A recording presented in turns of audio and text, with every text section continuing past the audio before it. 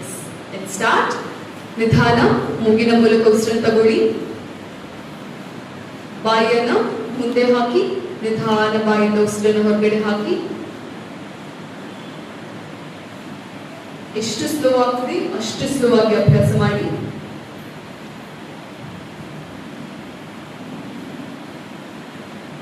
ನಿಧಾನ ಮೂಗಿನ ಮೂಲಕ ಉಸಿರು ತಗೊಂಡು ಬಾಯಿಯಿಂದ ನಿಧಾನ ಉಸಿರು ಹೊರಗಡೆ ಹಾಕಿ.